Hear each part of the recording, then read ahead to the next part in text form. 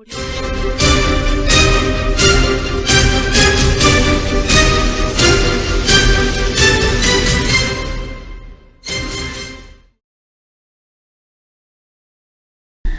sahabat pemilih, selamat pagi. Jumpa lagi bersama saya Lisa Adminova di podcast Kotak Suara KPU Provinsi Gorontalo. Senang sekali saya bisa hadir menyapa Anda dimanapun Anda berada. Penyelesaian pelanggaran dan sengketa pemilihan merupakan instrumen untuk menjamin setiap tindakan, prosedur, dan keputusan sesuai dengan koridor hukum yang berlaku. Semuanya ini dilakukan dengan tujuan untuk melindungi hak konstitusional warga negara dalam melaksanakan Pilkada tahun 2020 secara integritas dan bermartabat. Pelanggaran dan sengketa pemilihan tidak dapat dihindari, melainkan harus dihadapi dan harus diselesaikan, karena disitulah integritas KPU diuji dan dipertaruhkan. Dan saat ini sudah bersama saya narasumber yang akan memberikan informasi tentang pelanggaran dan sengketa tahapan pemilihan tahun 2020. Bersama saya Bapak Ramli Ondangjau, Komisioner KPU Provinsi Gorontalo, Divisi Hukum dan Pengawasan Internal. Halo Pak, selamat pagi. Selamat pagi. Apa kabarnya Pak? Oh, sehat sekali. Sehat hari ini. Sehat. Oh iya Mbak Lisa, kebetulan hari ini kan Hari Sumpah Pemuda ya. Ya, benar sekali. Hari ini Hari Sumpah Pemuda tanggal 20. Sumpah Pemuda 8 Oktober. Ya. Untuk sahabat pemilih, selamat Hari Sumpah Pemuda. Ya. Sebagai pemuda, mari kita tetap semangat. Apapun yang kita bisa lakukan untuk negara, lakukan dengan maksimal. Begitu ya, Pak? Iya. Mungkin ada pesan yang bisa disampaikan ke sahabat pemilih? Menurut saya, pemuda itu selalu dinamis ya. Paling tidak kalau untuk dinamis itu ada dua semangat ya yang melekat di diri pemuda ya. Pertama semangat idealisme, kedua semangat pembaharu ya. Jadi dua semangat ini yang kemudian sering dimiliki oleh pemuda supaya pemuda selalu dinamis ya. Dan saya berharap dengan adanya hari ini peringatan Sumpah Pemuda, maka saya juga berharap kepada pemuda-pemuda di wilayah Provinsi Gorontalo, terutama di 3 kabupaten penyelenggara pilkada, bisa memaksimalkan hak pilihnya untuk bisa memilih di TPS nanti di tanggal 9 Desember 2020. Ya, jadi harapannya pemuda ini bisa ikut serta di pemilihan tanggal 9 Desember nanti. Ya, harus ya Pak. Sebagaimana amanah undang-undang, siapapun dia sudah memiliki hak pilih ya, sudah memiliki KTP dan berumur 17 tahun ya, itu sudah harus memilih ya, sudah mempunyai hak pilih dan dia sudah bisa menggunakan hak pilihnya di TPS nanti untuk pilkada di tanggal 9 Desember di 2020 ya. Demikian pesan memperingati Hari Sumpah Pemuda dari Pak Ramli. Pak, untuk episode kali ini kita akan membahas pelanggaran dan sengketa pemilihan tahun 2020. Sebelumnya nih, boleh disampaikan kepada sahabat pemilih yang sedang menonton, apa itu pelanggaran dan sengketa pemilihan? Ya, kalau secara definisi, pelanggaran itu adalah sesuatu tindakan hukum yang melanggar undang-undang. Ya, itu secara definisi ya. Sementara sengketa itu adalah kondisi di mana salah satu pihak merasa dirugikan atas pihak yang lain dan kemudian merasa dirugikan kemudian menuntut ya kerugiannya itu terhadap pihak yang dituntut tadi ya, itu untuk sengketa. Sementara di undang-undang pemilihan, undang-undang pilkada kita kenal ya, undang-undang nomor 1 tahun 2015 diubah dengan undang-undang nomor 8 dan terakhir sampai dengan terakhir di undang-undang nomor 10. Nah, untuk pilkada ya. Nah, pelanggaran dan sengketa pemilihan menurut undang-undang pilkada ya, undang-undang nomor 1 tahun 2015 sebagaimana diubah dengan perubahan kedua ya, undang-undang nomor 10 tahun 2016 dan terakhir ya, undang-undang nomor 6 tahun 2020 itu diatur pelanggaran itu ada 3 ya.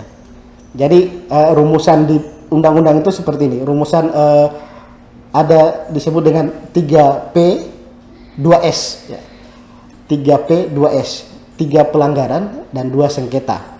Nah, di Undang-Undang Pilkada itu ada yang disebut dengan pelanggaran administrasi, ada juga yang disebut dengan pelanggaran kode etik, ada juga yang disebut dengan pelanggaran tindak pidana pemilihan. Nah, untuk pelanggaran administrasi ini ada terbagi 2 juga ya. Pelanggaran administrasi pemilihan yang dilakukan secara terstruktur, sistematis dan masif ya, atau biasa kita dengar TSM ya. Nah, itu produknya adalah putusan. Produknya adalah putusan. Sementara pelanggaran administrasi ya, berkaitan dengan tata cara, ya, mekanisme dan prosedur, itu produknya adalah rekomendasi. Produk hukumnya adalah rekomendasi. Nah, ada juga pelanggaran kode etik. Nah, pelanggaran kode etik ini itu adalah pelanggaran yang dilakukan oleh penyelenggara pemilu. Nah, melanggar kode etik, dan itu yang berhak untuk menilai itu adalah DKPP ya, Dewan Kehormatan Penyelenggara Pemilu. Kemudian ada juga yang disebut dengan pelanggaran tindak pidana pemilihan. Nah, ini juga diproses di Bawaslu ya. Kemudian dari Bawaslu ke Gakumdu ya, kemudian dari Gakumdu ada prosesnya lagi ke Pengadilan Negeri dan sebagainya, dan produknya adalah putusan. Produknya adalah putusan. Nah, untuk sengketa tadi kan 3P 2S ya. Untuk sengketa itu di Undang-Undang Pemilihan itu mengenal 2 ya, sengketa pemilihan ya. Sengketa pemilihan antara peserta dengan peserta misalnya, atau antara peserta dengan penyelenggara akibat dikeluarkan keputusan ya.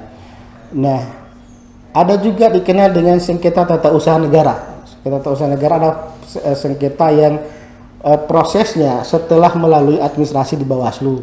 Ini juga berkaitan dengan sengketa antara peserta dengan penyelenggara akibat dikeluarkan keputusan KPU. Ada juga yang disebut dengan sengketa hasil pemilihan. Nah, sengketa hasil pemilihan ini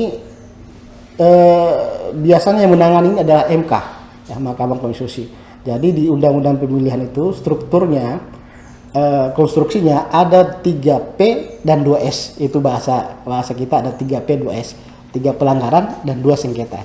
Seperti itu, Mbak Lisa. Membidangi hukum dan pengawasan sangat rumit ya, Pak. Tadi Bapak katakan ada 3P, 2S. Nah, ini menuju ke Pilkada tanggal 9 Desember. Ini banyak tahapan yang sudah dilalui dan masih akan dilalui nanti. Mulai dari sosialisasi, terus nanti sudah ada pendaftaran, penetapan, dan masih banyak tahapan. Nah, tahapan mana saja yang berpotensi adanya sengketa atau pelanggaran, Pak?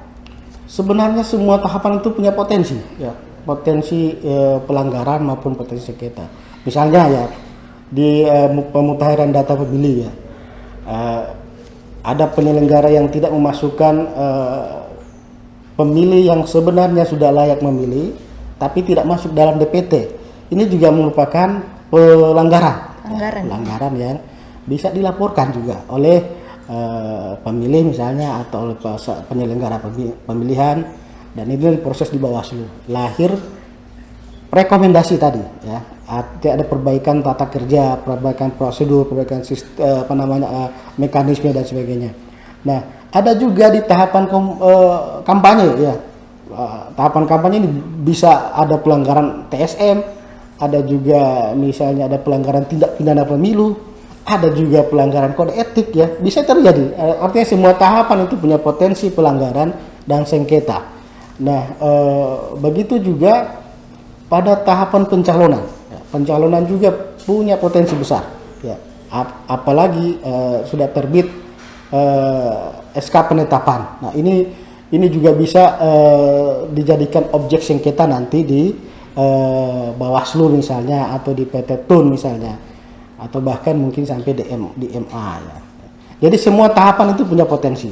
Nah, punya potensi pelanggaran dan punya potensi juga sengketa. Seperti itu. Baik, sahabat pemilih, semua tahapan berpotensi adanya pelanggaran dan sengketa yang sudah Bapak Ramli katakan tadi.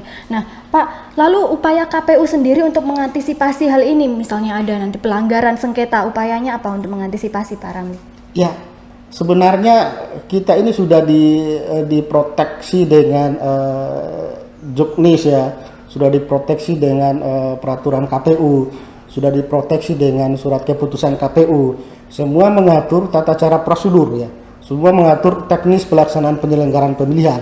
Nah, apabila ini diselenggarakan, maksudnya dilaksanakan oleh penyelenggara dengan baik dan benar, peserta pemilu dengan baik dan benar, atau mungkin pemilih ya dengan baik dan benar, maka saya kira potensi-potensi pelanggaran, potensi sengketa ini akan semakin kecil. Nah, upaya KPU provinsi untuk meminimalisir pelanggaran dan sengketa ini adalah dengan sering-sering melakukan BIMTEK ya, terkait dengan teknis penyelenggaraan pemilihan. Kemudian kita juga melaksanakan evaluasi atau supervisi kepada KPU Kabupaten Kota, dan khususnya untuk divisi hukum kita secara hierarkis ya, divisi hukum provinsi, divisi hukum kabupaten kota, kabupaten kota itu melakukan pengawasan secara internal kepada penyelenggara kita, baik KPU maupun penyelenggara di tingkat ad hoc. Nah, seperti itu. Ini antisipasi yang kita laksanakan. Nah, ini juga kita menyusun indikator-indikator pelanggaran seperti apa ya. Jadi jangan sebelum ini masuk ke ranahnya Bawaslu ya, pengawasan Bawaslu, kita secara internal memproteksi ini penyelenggara kita untuk meminimalisir terjadi pelanggaran di tingkat penyelenggara. Nah, ini yang kita lakukan.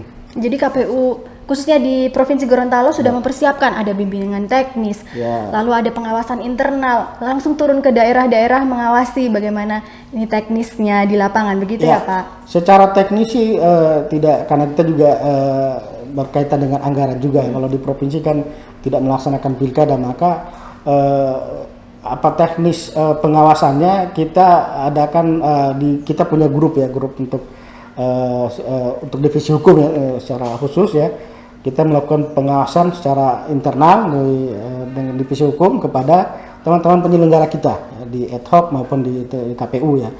Apakah itu kemudian ada pelanggaran atau tidak, kita laporannya periodik ya.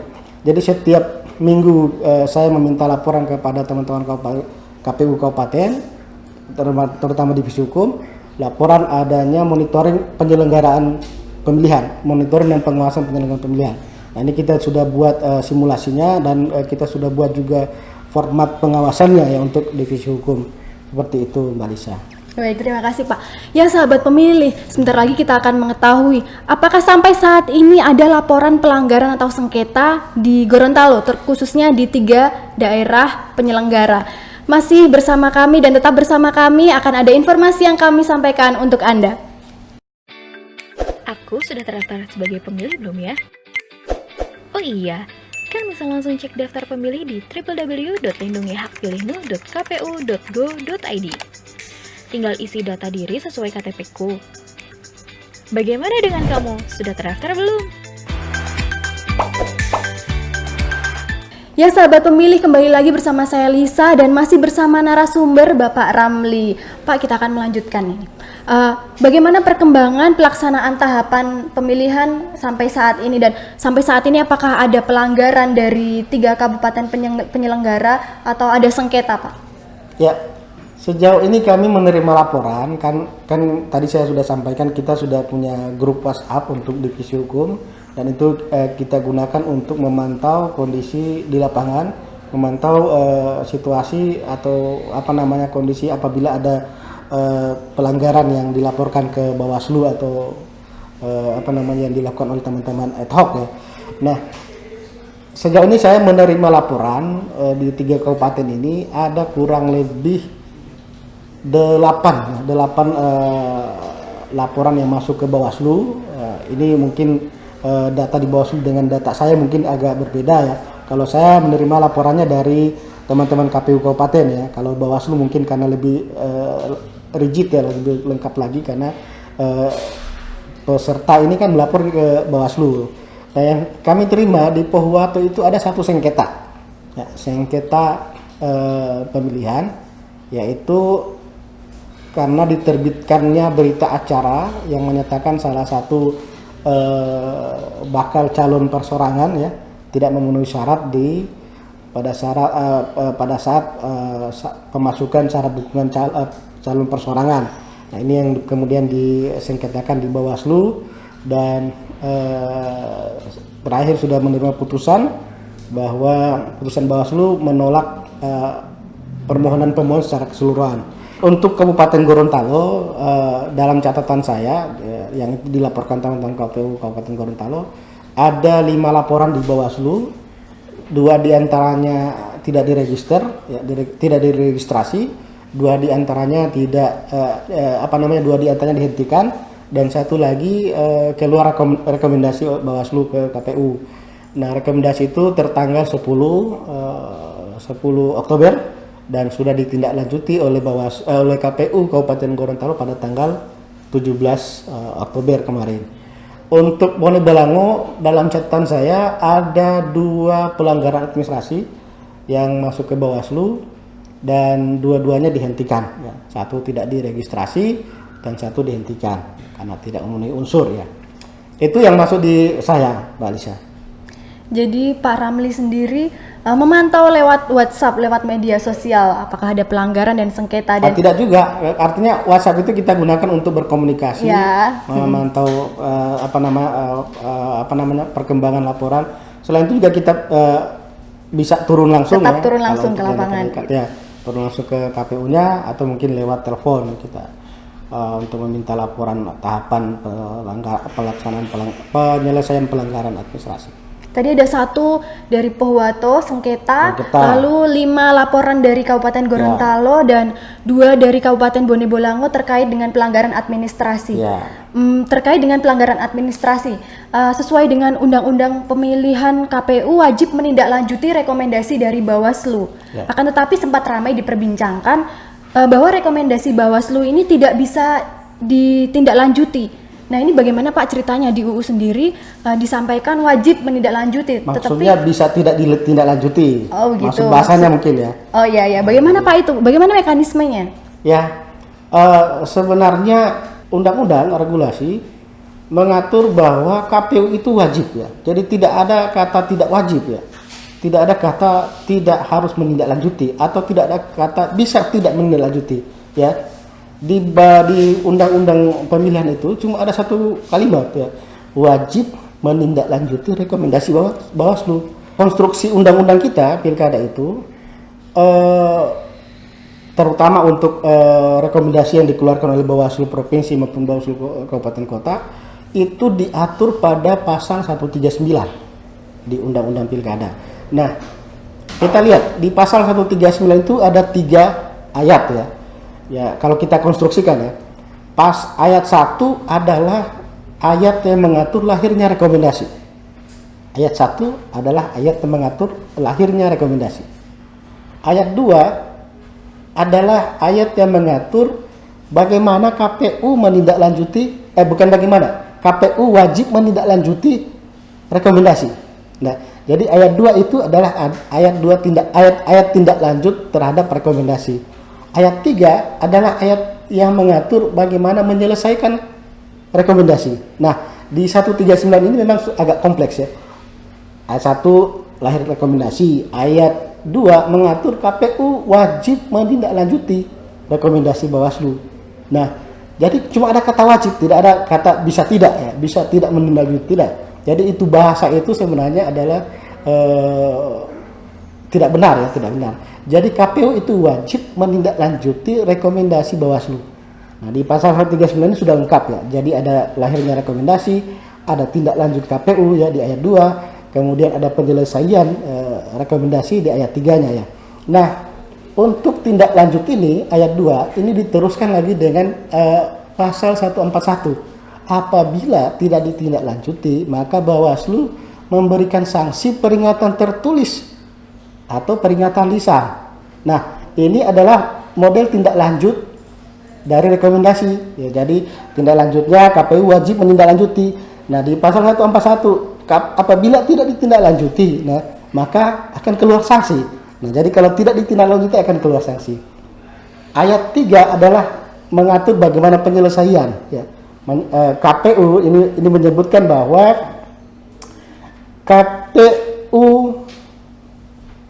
provinsi dan KPU kabupaten kota menyelesaikan pelanggaran ya. Jadi ayat 3-nya ini, ayat 3 dari pasal 139 ini mengatur KPU Kabupaten Kota, KPU Provinsi maupun KPU Kabupaten Kota menyelesaikan pelanggaran administrasi pemilihan berdasarkan rekomendasi Bawaslu Provinsi atau Bawaslu Kabupaten Kota. Nah, ini kemudian diatur lagi di pasal 140. Jadi konstruksinya ya, lahir rekomendasi 139 ayat 1. Kemudian tindak lanjut rekomendasi 139 ayat 2. Kemudian kalau tidak ditindaklanjuti 141 ya, lahir sanksi ya. Kemudian bagaimana cara menyelesaikan? Nah, ini diatur di 139 ayat 3. Kemudian mekanismenya ada di 140 ayat 1 ya, 140 ayat 1 yang mana menyebutkan bahwa KPU provinsi maupun KPU kabupaten kota memeriksa dan memutus pelanggaran administrasi sebagaimana dimaksud pada pasal 139 ayat 2. Nah, kata memeriksa dan memutus berarti rekomendasi ini oleh KPU tidak langsung kemudian diputus ya. Ada tahapan memeriksa, ada tahapan memeriksa dan ada tahapan juga memutus. Nah, sebelum diputus diperiksa dulu. Nah, bagaimana mekanisme memeriksa? Mekanisme pemeriksaan pelanggaran administrasi pemilihan itu sudah diatur ya di PKPU 25 dan PKPU 3 dan perubahannya PKPU 13 tahun 2014. Nah, sebelum lahir Undang-Undang Pilkada ini, KPU sebenarnya sudah mengatur bagaimana melaksanakan atau mekanisme penyelesaian pelanggaran administrasi atas rekomendasi yang muncul ya, rekomendasi Bawaslu yang diberikan ke KPU. Nah, di situ di pasal di PKPU 25 tahun 2013 dan perubahannya di PKPU 13 tahun 2015 mengatur mekanisme penanganan dan penyelesaian pelanggaran administrasi, dugaan pelanggaran administrasi pemilihan. Ada diatur di pasal 18 sampai dengan pasal 21. Jadi mekanisme sudah di situ. Jadi tidak ada bahasa bahwa KPU itu tidak menindaklanjuti. Artinya bukan seperti itu. Jadi bahasa yang muncul adalah KPU wajib menindaklanjuti. Nah, treatmentnya menindaklanjuti itu sudah diatur di pasal 140, memeriksa kemudian memutus. Memeriksa mekanismenya ada di PKPU 25 ya, tahun 2003 karena mekanisme ini sudah lahir sebenarnya sebelum undang-undang pemilihan ini lahir. Jadi memang sudah ada mekanisme pemeriksaan pelanggaran administrasi pemilihan ya. Seperti itu ya. Seperti itu. KPU wajib menindaklanjuti rekomendasi. Wajib. Nah, tapi ini Pak, berita yang sempat ramai diperbincangkan kalau misalnya KPU ini tidak menindaklanjuti rekomendasi dari Bawaslu sendiri, bagaimana Pak? Nah, ini yang terjadi di Kabupaten Gorontalo ya. Nah, sebenarnya kalau melihat konstruksi undang-undang, maka kita akan ketemu dengan pasal 140. Nah, KPU sudah melaksanakan apa yang diamanahkan di pasal 140, memeriksa dan memutus. Nah, memeriksa itu kemudian oleh KPU menggunakan mekanisme yang ada di PKPU 25 ya. PKPU 25 tahun 2013 dan perubahannya PKPU 13 tahun 2014. Nah, itu sudah dilakukan oleh KPU Kabupaten Gorontalo. Sudah dilakukan. Rekomendasi keluar tanggal 10 oleh KPU oleh Bawaslu Kabupaten Gorontalo. Kemudian ditindaklanjuti oleh KPU dengan menggunakan 140 ya, dan mekanismenya ada di PKPU tadi, PKPU 25 dan PKPU 13, dan keluar apa yang disebut dengan formulir PAPTL 2 di tanggal 17. Nah, ini adalah model tindak lanjut dari KPU Kabupaten Gorontalo dan itu sudah ditindaklanjuti sebenarnya. Sudah ditindaklanjuti. Sudah ditindaklanjuti. Misalnya Pak, ada dugaan pelanggaran administrasi dan sudah diperiksa, sudah diputuskan. Kalau ternyata memang ada pelanggaran, lalu apa yang dilakukan KPU sendiri Pak? Ya, kalau pelanggaran administrasi produknya adalah putusan, maka harus dilaksanakan. Nah, di konstruksi undang-undang pilkada kita pelanggaran administrasi itu ada dua. Pelanggaran administrasi yang secara terstruktur, sistematis dan masif ya. Jadi produk hukumnya itu adalah putusan. Nah, ini wajib ditindaklanjuti. Wajib ditindaklanjuti. Nah, kemudian ada pelanggaran administrasi yang terkait dengan tata cara, prosedur dan mekanisme ya, administrasi pemilihan. Nah, ini produk hukumnya adalah rekomendasi. Ya, produk yang output yang keluar adalah rekomendasi. Nah, oleh KPU ya, rekomendasi ya, sebagaimana diatur 140 dilakukan pemeriksaan kemudian memutus ya, seperti itu. Baik, terima kasih Pak. Ya. Sahabat pemilih, tetap bersama kami di podcast Kotak Suara Provinsi Gorontalo. Kami akan kembali setelah informasi berikut ini. Pemilihan serentak 9 Desember dengan protokol kesehatan yang ketat. Bawa KTP, alat tulis, dan masker. Dilarang membawa anak-anak. Datang sesuai jadwal yang tertera pada C pemberitahuan. Cuci tangan 20 detik. Cek suhu tubuh, isi formulir kehadiran, dan gunakan sarung tangan. Tunggu giliran untuk mendapatkan surat suara. Setelah selesai menggunakan hak suara, buang sarung tangan. Kemudian petugas meneteskan tinta ke jari tangan. Terakhir, cuci tangan lagi sebelum pulang ke rumah. Suara kita menentukan masa depan bangsa. Ya sahabat pemilih, kembali lagi bersama kami di podcast Kotak Suara KPU Provinsi Gorontalo. Pak Ramli, terakhir ini mungkin ada pesan atau harapan yang ingin disampaikan kepada sahabat pemilih ataupun penyelenggara terkait dengan pelanggaran dan sengketa pemilihan. Ya, harapannya adalah bagi kita semua ya, bahwa mari kita sama-sama mensukseskan Pilkada serentak tahun 2020 ini dengan baik ya, dengan berintegritas dan bermartabat ya. Untuk penyelenggara, harapan kita ini adalah wasit ya. Nah, penyelenggara itu adalah wasit secara yang mengawasi atau wasit secara yang mengatur teknisnya ya. Kalau yang mengatur teknisnya adalah KPU, yang mengawasi adalah Bawaslu. Nah, antara kedua lembaga ini yang sama-sama lahir dari undang-undang yang sama ya, undang-undang pemilu, harapannya adalah mari kita sama-sama kawal pilkada ini menjadi pilkada yang berintegritas ya, pilkada yang bermartabat. Tidak baik sebenarnya kalau ternyata di luar sana ada kelihatan ini Bawaslu dengan KPU saling gotong-gotongan ya. Ini bukan arena kita, ini bukan arena penyelenggara, ini arena peserta pemilihan. Ini arena para calon ya, para calon kepala daerah untuk bagaimana menarik simpati masyarakat untuk memilih mereka ya. Ini adalah arena mereka dengan menawarkan visi dan misi.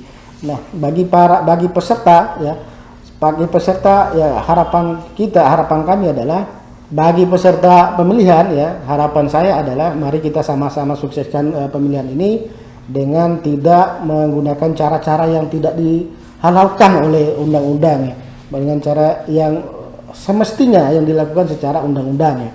Tidak baik kalau misalnya peserta pemilihan mengajak pemilih dengan menggunakan cara-cara yang tidak halal ya, money politik dan sebagainya. Dan bagi pemilih juga harus benar-benar cerdas ya. Mari kita kawal ya, bersama-sama kita penyelenggara, bersama-sama KPU ya, bersama-sama Bawaslu mengawasi ya pemilihan ini supaya berjalan dengan berintegritas. Ada satu pesan saya bagi peserta pemilihan dan pemilih ya, apabila nanti ternyata peserta pemilihan menggunakan cara-cara yang tidak halal ya, money politik atau memberikan uang dan sebagainya untuk menarik simpati pemilih, maka itu diatur di undang-undang pemilihan, itu ada sanksinya loh.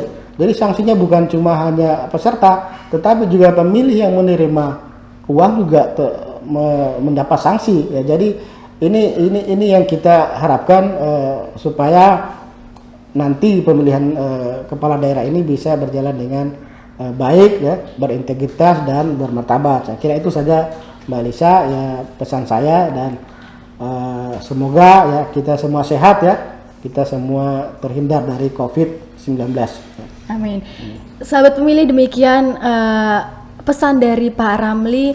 Harapannya KPU dan Bawaslu bisa bersama-sama bersinergi, bergotong royong untuk mengawal Pilkada 2020 ini sehingga berjalan dengan baik dan lancar begitu. Untuk sahabat pemilih juga tolak money politik. Kalau misalnya ada yang melakukan penyogokan bisa dilaporkan begitu ya Pak, bisa dilaporkan.